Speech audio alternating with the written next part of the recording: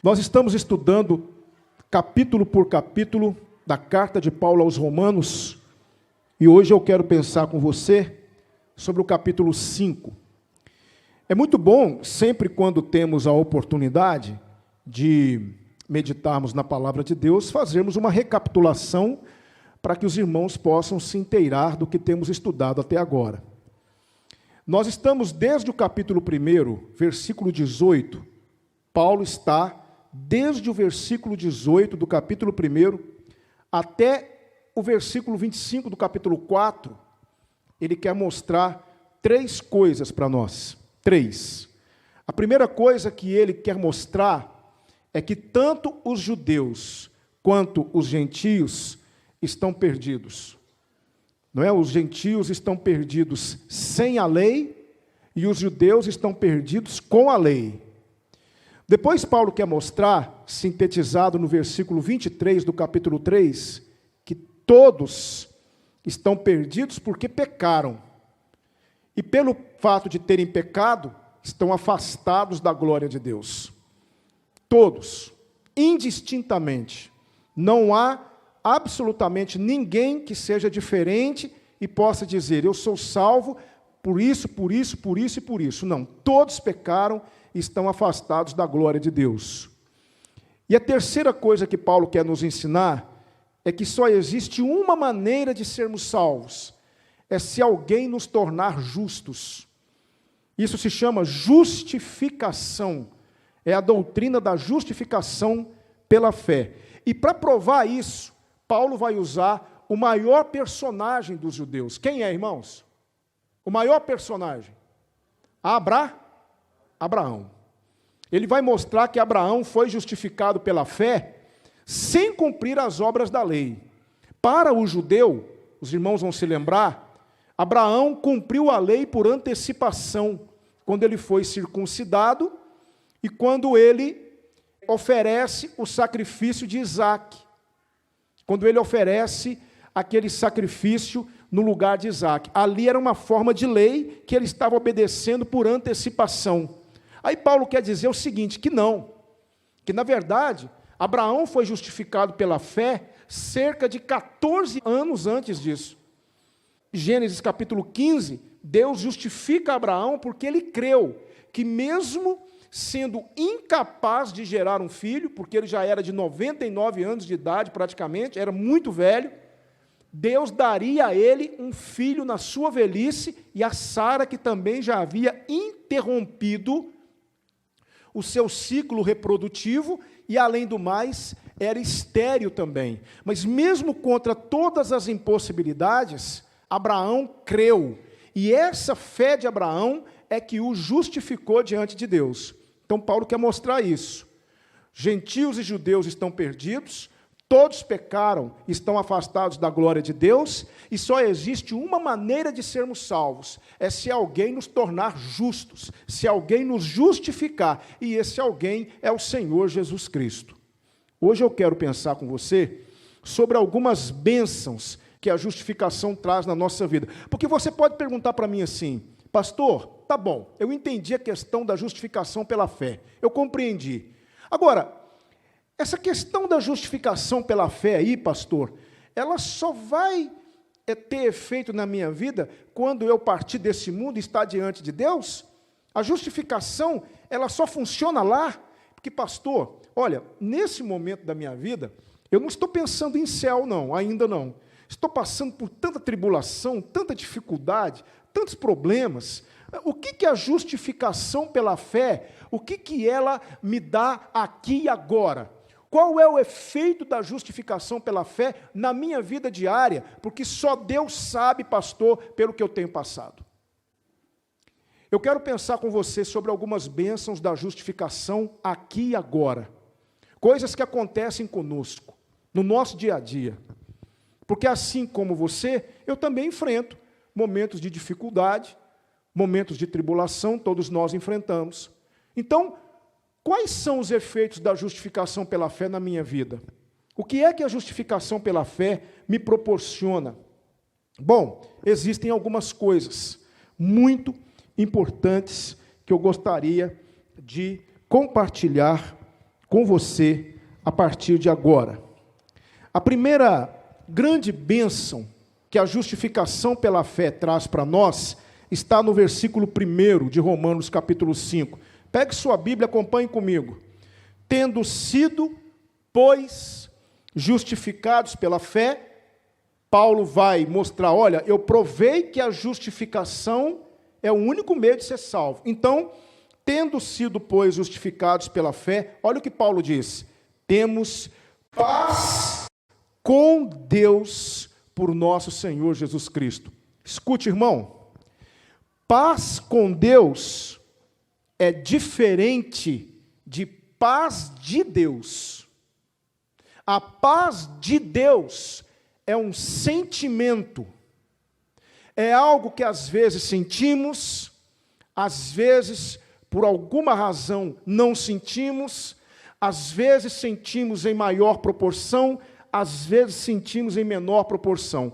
Essa é a paz de Deus que excede todo entendimento.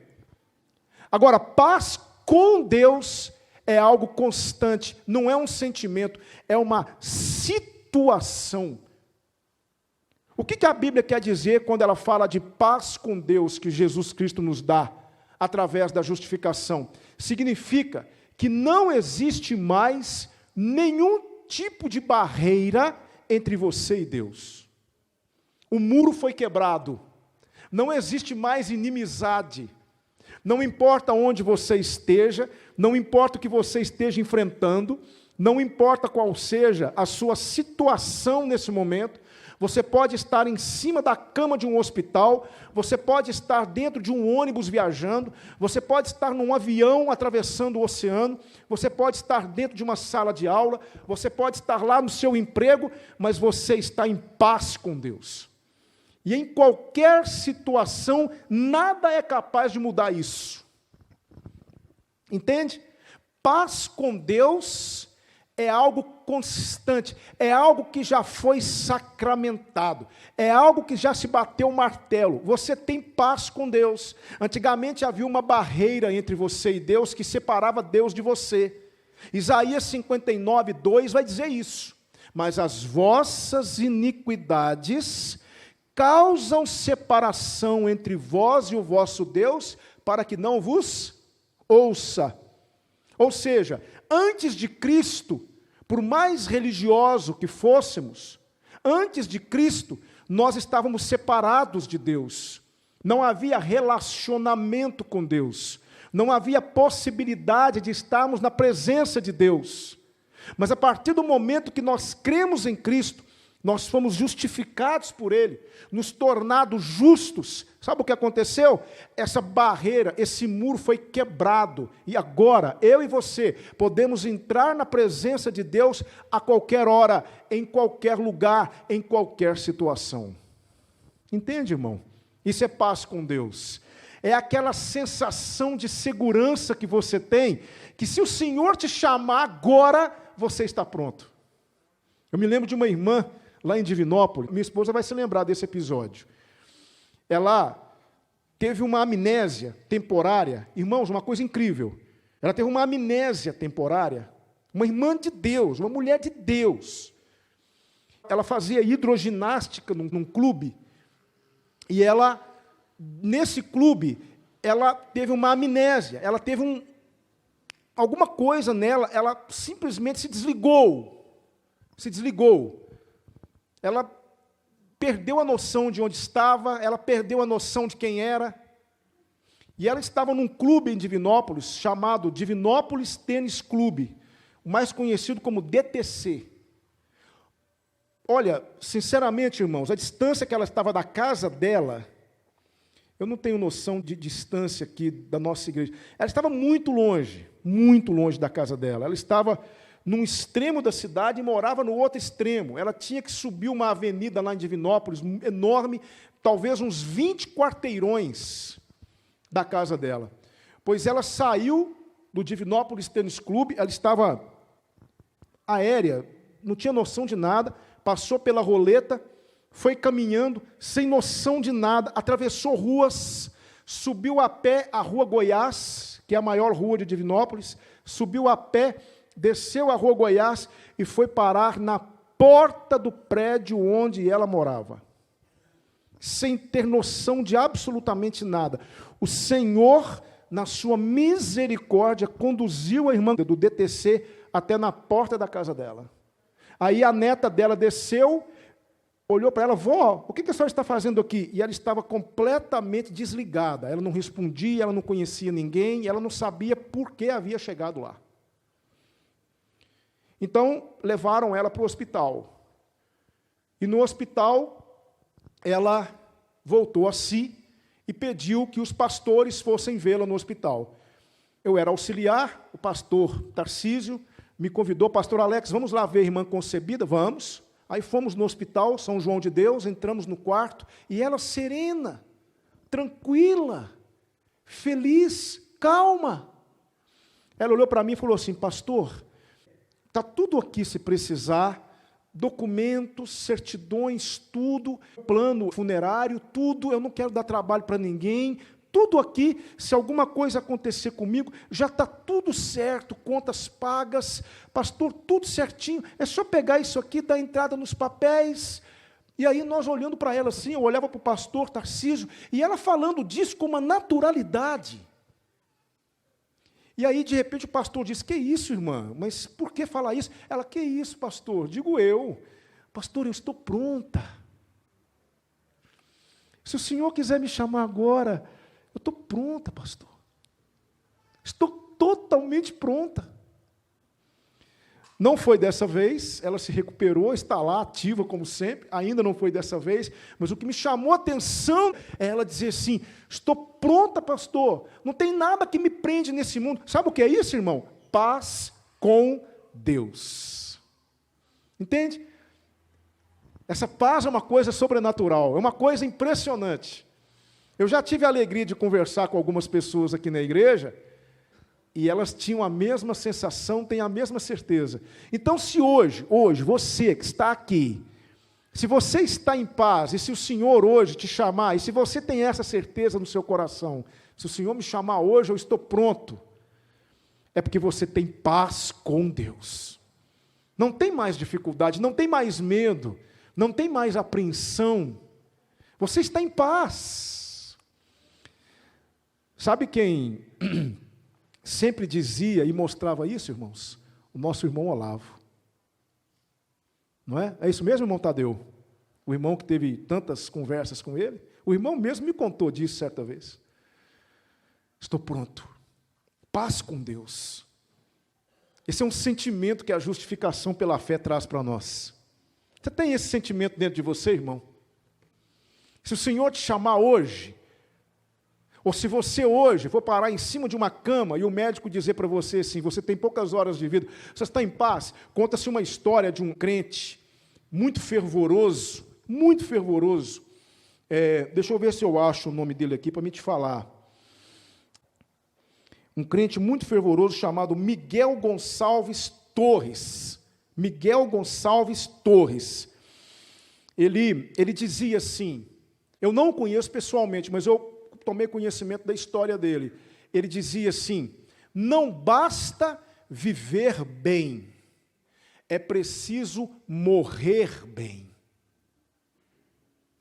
E ele era muito doente, tinha um problema sério de saúde. Quando ele estava no leito de morte dele, no leito de morte, sabe, ali no leito de morte, ele chamou a esposa dele se aproximou e ele falou assim: meu bem, eu sempre achei que quando eu morresse, eu iria para o céu, mas agora eu percebo que o céu veio ao meu encontro, me buscar. O que é isso? Paz com Deus. Morrer bem. Doai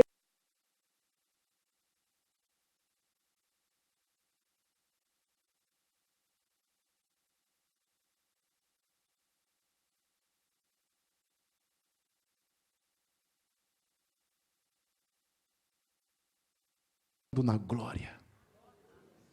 O que é isso, irmão? Paz com Deus. Você tem isso dentro de você? Tenha essa certeza. Não há nada que se compara a isso. Não há nada no mundo que seja comparado a isso. Então essa é a primeira grande bênção. A primeira grande bênção da justificação pela fé. Mas olha só o versículo 2. Pelo qual também temos entrada pela fé a esta graça, na qual estamos firmes e nos gloriamos na esperança da glória de Deus. Paulo está dizendo o seguinte: a justificação nos proporciona ter entrada, acesso pela fé a esta graça. Vocês sabem que o Novo Testamento na Bíblia foi escrito na língua grega. E a palavra acesso aqui é uma palavra grega. A palavra é prosagoge, que significa duas coisas. A primeira coisa é o entrar na presença de um rei, a realeza. Para você ter acesso a um rei, marcar uma audiência com o rei, existe todo um protocolo de segurança e não poucas vezes você não consegue conversar com o rei. Você conversa com os assessores, com os representantes, você conversa com os ministros, mas você não conversa com o rei. É muito raro você conseguir ter uma audiência com o rei. Mas Paulo está dizendo que, através da justificação, eu e você hoje temos livre acesso à presença do Rei dos Reis. A presença do nosso Deus. Você não precisa marcar audiência, não precisa marcar hora, você não precisa ligar para o secretário, você simplesmente para onde você estiver e fala com ele, porque você está na presença dele 24 horas por dia. Mas Paulo também, essa palavra pode significar outra coisa. A palavra prosagoge significa também aquele barco que encontra um cais, depois de uma tempestade. Tudo que você quer é encontrar um lugar para você amarrar o seu barco. É um atracar do barco. Então Paulo quer dizer o seguinte: olha, antes nós vivíamos sendo solapados pela tempestade. Antes estávamos à deriva. Mas agora nós encontramos um porto seguro no qual amarramos o nosso barco. Esse porto seguro é o Senhor. Então qual é a segunda bênção que a justificação nos dá? Acesso a Deus. Nós podemos entrar na presença de Deus. Nós podemos amarrar o nosso barco em Deus. Provérbios 18:10 diz assim: torre forte é o nome do Senhor, para ela correrá o justo e estará em segurança. Para onde você corre quando a coisa fica difícil? Para onde você corre? Pois existe alguém para onde nós podemos correr. Você já amarrou o seu barco em Deus? Você já se atracou em Deus? Você está seguro em Deus? Se você diz: pastor, eu amarrei mesmo, está bem amarrado, e dei um monte de nó para não soltar nunca mais. Glória a Deus. É isso que a justificação faz conosco. Essa possibilidade de ter acesso a Deus. Mas existe também nesse versículo uma terceira bênção. Olha só: e nos gloriamos na esperança da glória de Deus. Gente, Paulo está escrevendo para quem? Para os romanos. E os romanos estavam enfrentando o quê? Perseguição e ferrenha. Havia um lugar em Roma chamado de Circus Máximos. E os cristãos eram jogados lá dentro e comidos pelos leões. Eles participavam das festividades de Nero. Lembra que nós assistimos o filme aqui de Paulo? Eles enfrentavam, irmãos, leões, fogueira, enfrentavam a morte o dia todo. Paulo vai dizer lá em Romanos 12, rogo-vos, pois, irmãos, pela compaixão de Deus, que apresenteis os vossos corpos como um sacrifício vivo, santo e agradável a Deus. Meus amados, eu pergunto para você uma coisa: qual é a perseguição que você tem enfrentado na vida? Quem é que está te ameaçando? Quem é que está dizendo para você que se você continuar na sua fé, você vai perder a vida? Não tem nenhuma perseguição. Nós não estamos hoje nos circos máximos, mas os cristãos de Roma estavam dentro dos circos máximos, enfrentando a morte.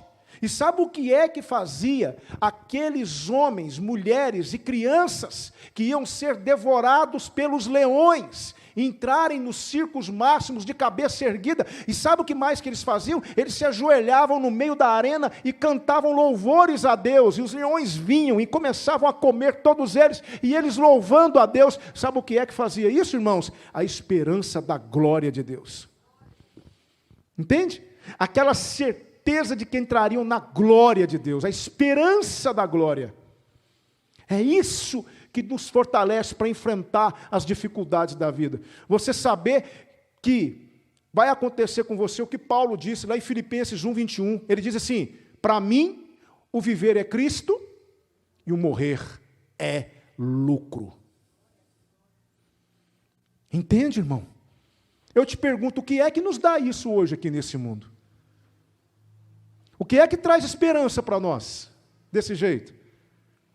Você saber que se você partir desse mundo, algo infinitamente melhor te espera? Você poder falar como esse crente que eu te falei, é o céu que veio me buscar? Você falar como Moody, eu estou entrando na glória? E tantos outros, irmãos, nós precisamos tomar posse dessas bênçãos. Estamos muito apegados nesse mundo, muito arraigados nesse mundo, não é? Certa vez um pastor estava na igreja e ele disse assim: quantos aqui querem que Jesus volte? Aí todo mundo levantou a mão, né? Aí ele disse assim: quantos querem que Jesus volte hoje? Aí eles abaixaram a mão, todo mundo olhando um para o outro assim.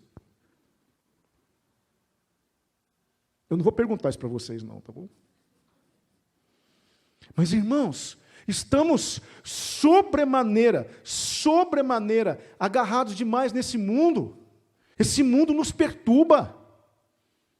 Estamos presos demais aqui. Vidinha boa, carrinho na garagem, trabalhozinho todo dia.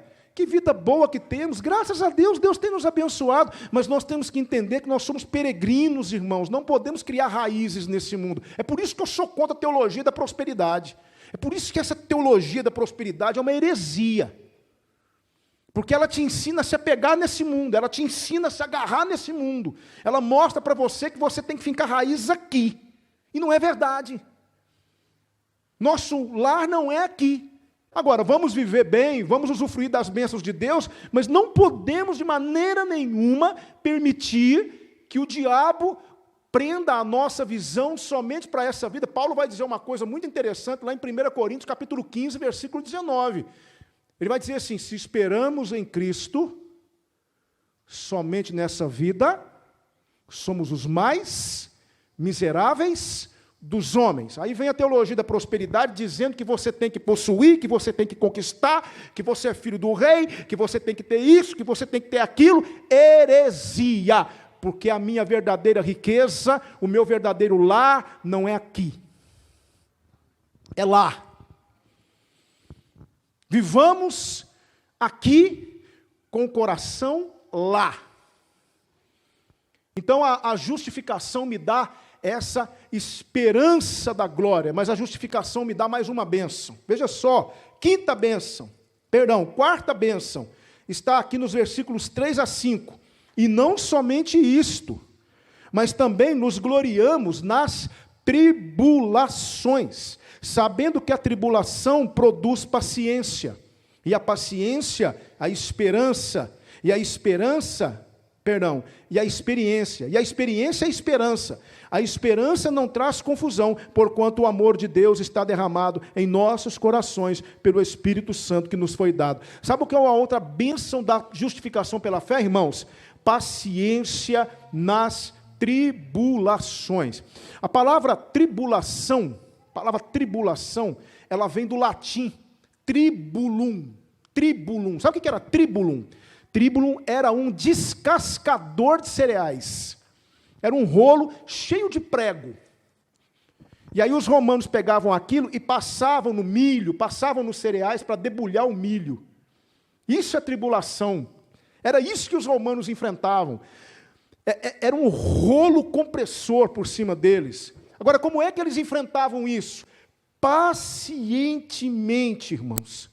Pacientemente. Isso aqui não significa que você é acomodado, não significa que você é masoquista, não significa que você simplesmente, o que eu posso fazer? É a vida. Não. Paciência é enfrentamento. É você enfrentar as dificuldades, enfrentar os problemas, e ao invés de abrir a boca para reclamar, você abrir a boca para agradecer. Paulo diz, em tudo dai graças. Ontem nós estávamos correndo o risco de não ter o nosso encontro, eu cheguei a pensar nisso na sexta-feira, muita chuva na sexta-feira, não é? E lá no fundo do coração, eu confesso para vocês que eu queria muito que aquele encontro ontem acontecesse como aconteceu. Mas na sexta-feira eu fiquei preocupado, falei, meu pai, divulgando isso há tanto tempo, e a chuva caindo, não é? E o tempo todo fechado. E eu olhando para o tempo assim, e aquela vontade de falar assim, Senhor, logo agora, Senhor, logo hoje. Mas fiquei calado, não falei nada. Aí conversei com alguns irmãos e falei assim, quer saber de uma coisa? Eu vou arriscar. Se amanhã estiver chovendo, não é? Eu vou na porta da igreja, a gente conversa com os irmãos. Mas lá no fundo, mas bem lá no fundo, aquela interrogaçãozinha, sabe? Senhor, Tu és o Senhor do universo, né? Tu poderias permitir que a chuva desse uma trégua, né? Eu orei isso, irmãos, eu falei isso na oração lá em casa, né, amor? Eu falei assim, Senhor. Mas aí eu disse assim, Senhor, Tu sabes todas as coisas, não é? Se for para chover amanhã, glória a Deus, o Senhor sabe de tudo, louvado seja o Teu nome, né? E não é que o Senhor foi compassivo, né? E segurou a chuva e depois abriu um solão, né, irmãos? E foi uma benção. Mas não é isso que eu quero dizer para você. Eu quero dizer em situações difíceis, situações complicadas, situações onde você fica apreensivo e você percebe, que problema é esse que eu estou enfrentando? Mas ao invés de você abrir a boca, murmurar e reclamar, você fala, mas Deus sabe de tudo, louvado seja o nome do Senhor. Senhor, se Tu queres que eu passe por isso, eu vou passar, porque eu sou justificado pela fé. Eu vou enfrentar isso. Eu vou enfrentar. Louvado seja o nome do Senhor. Em tudo dai graças, louvado seja. Essa é a paciência que a justificação nos dá. Essa era a paciência que levava aqueles crentes para a arena para serem mortos. Essa é a paciência que levava muitos crentes a serem presos e eles continuavam confiando em Deus. Eu pergunto uma coisa para você, como é que o diabo consegue derrotar um crente que dá graças a Deus em tudo? Como é que o diabo derrota um crente desses? Tudo que acontece com ele, ele diz, graças a Deus. Deus é bom, louvado seja o nome do Senhor. É a paciência que a justificação produz na gente. Agora, meu irmão, se você é daquele crente que reclama de tudo, qualquer coisinha está reclamando, aconteceu um problema, reclamou, arrancou a unha, reclamou, aconteceu um problema, furou o pneu, reclamou, meu irmão, reveja isso, porque a justificação pela fé não produz isso em nós. A justificação pela fé produz paciência, nos faz esperar. E a última bênção, e aqui eu encerro, não é? Está nos versículos 6 a 11. E aí eu encerro a minha palavra.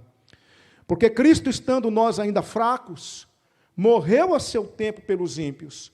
Porque apenas alguém morrerá por um justo, pois poderá ser que pelo bom alguém ouse morrer, mas Deus prova o seu amor para conosco, em que Cristo morreu por nós, sendo nós ainda pecadores. Logo, muito mais agora, tendo sido justificados pelo seu sangue, seremos por ele salvos da ira. Porque se nós, sendo inimigos, fomos reconciliados com Deus pela morte de seu Filho, muito mais, tendo sido já reconciliados, seremos salvos pela sua vida. E não somente isto, mas também nos gloriamos em Deus por nosso Senhor Jesus Cristo, pelo qual agora alcançamos a reconciliação. Eu quero pensar com você, tem uma frase que eu li ontem que diz assim: aqui há uma coisa que devemos notar, é algo de extraordinária importância. Paulo é inteiramente claro em que o processo total de salvação, a vinda de Cristo, a morte de Cristo, é a prova do amor de Deus. Tudo aconteceu para nos mostrar que Deus nos ama. Tudo aconteceu porque Deus nos ama. É o que disse William Barclay. Meu irmão, escute. A melhor coisa que existe no mundo é você saber que é amado por alguém. É ou não é verdade? É alguém dizer, eu te amo. E essa pessoa demonstrar amor por você. O amor traz para nós algumas coisas, você sabe. Quando você é amado, você sabe, você sente que você é importante, você faz parte da vida daquela pessoa. Dizem, Daniele, e irmãos aí do Ministério de Oração, dizem que orar é amar alguém escondido. Orar é amar alguém escondido. Entendeu? Então nós somos amados, porque tem gente orando por nós todo dia. Então é muito bom ser amado. Agora, já imaginou você ser amado por alguém que foi capaz de morrer por você numa circunstância em que você era inimigo dele? Me perdoe o que eu vou dizer para você, mas eu tenho discordâncias de algumas frases que falam para mim. E tem gente que chega perto de mim e fala para mim assim, pastor, não foi por amor, foi pela dor. Me perdoe, ninguém ama Cristo primeiro. Ninguém ama aquele que não conhece. Ninguém vai por amor a Cristo. Como é que você vai amar alguém que você não conhece? Não, vai por amor, vai pela dor. Não, não vai por amor, ninguém vai por amor a Cristo. Você aprende a amar a Cristo depois. Mas Ele te amou antes de você amá-lo. É por isso que Ele morreu. Ele morreu por você. Então qual é a quinta bênção da justificação, igreja? Amor de Deus. E amor de Deus não é aquele amor que depende do que você faz por Ele. Não, querido. Você é fiel a Ele, Ele te ama. Você é infiel, Ele te ama. Você ajuda a obra dEle, Ele te ama. Você não ajuda, Ele te ama.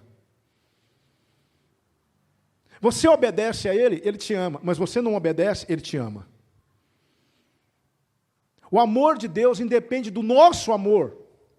Amar a Deus não é uma barganha. Você ama a Deus porque você é constrangido pelo amor de Deus. E você também quer amá-lo de volta. Mas com o seu amor ou sem o seu amor, Ele te ama. Foi por isso que Cristo morreu. E Ele ama e prova. E qual foi a prova que Ele deu de amor para nós? Eu vou enviar meu filho para morrer por vocês, mesmo sendo vocês pecadores. Ele morreu por inimigos. Ele morreu por quem o odiava. Ele morreu por quem desobedecia a Deus. Isso é amor verdadeiro, irmão. Isso é amor verdadeiro. Muitas vezes nós amamos, mas o nosso amor muitas vezes é condicional. Mas o amor de Deus não. Por isso eu quero terminar, e aqui eu encerro com uma aplicação. Qual que é a aplicação? A justificação pela fé é a principal doutrina do cristianismo. Não entender isso é um risco à própria salvação. Responda não para mim, para você mesmo. Você se sente justificado pelo Senhor? Essas bênçãos que nós falamos aqui, nessa manhã, estão presentes em você? Você sente isso? Você tem certeza que é justificado? Porque justificação e santificação são coisas diferentes. A santificação é um processo, a justificação é um ato. Deus olha para Karine e fala assim, você creu no meu filho? Então, a partir de agora, eu torno você justa diante de mim. Não tem mais culpa. O que tinha de impedimento entre eu e você, Karine, não existe mais. Nosso relacionamento agora é real. Isso é justificação. Não porque a Karine merece, não porque a minha esposa merece, não porque o Lucas merece, não porque o Célio merece, não porque eu mereço. Isso é graça. Graça é favor imerecido. Mas porque Ele quis que fosse assim, e eu creio, e eu recebo. Isso é justificação. Não é o que eu faço pelo Senhor que me torna justo, mas é o que Ele fez por mim que me torna justo. Isso é justificação pela fé. Por isso eu quero, nesta manhã, orar para que nós, todos nós, possamos tomar posse dessas bênçãos da justificação. Apenas recapitulando com você. Quais são elas? Primeira bênção, paz com Deus. Segunda bênção, acesso a Deus. Terceira bênção, esperança. Quarta bênção, paciência nas tribulações. Quinta bênção, o amor de Deus. Seu pai diz que te ama, sua mãe diz que te ama, seu marido diz que te ama, sua esposa diz que te ama, seus filhos dizem que te amam, mas o amor de cada um desses é imperfeito. Eu não amo minha esposa de forma perfeita, e ela sabe disso, e ela não me ama de forma perfeita. Todos nós amamos alguém na vida, mas o nosso amor não é perfeito, mas o amor de Deus para conosco é. Você viva com isso, você é amado por Deus. Oremos. Obrigado, Senhor, pelas bênçãos da justificação. Obrigado por nos amar tanto assim. Não somos merecedores. Não somos. Não somos, Deus. Nós merecíamos o inferno. Merecíamos ser condenados. Mas o Senhor nos ama. Eu quero te pedir, em nome de Jesus, que cada uma dessas bênçãos da justificação recaia sobre nós. Eu peço ao Senhor. Muito obrigado pelo seu amor e pela sua bondade. Nós te agradecemos por Cristo Jesus. Amém. Amém, irmãos?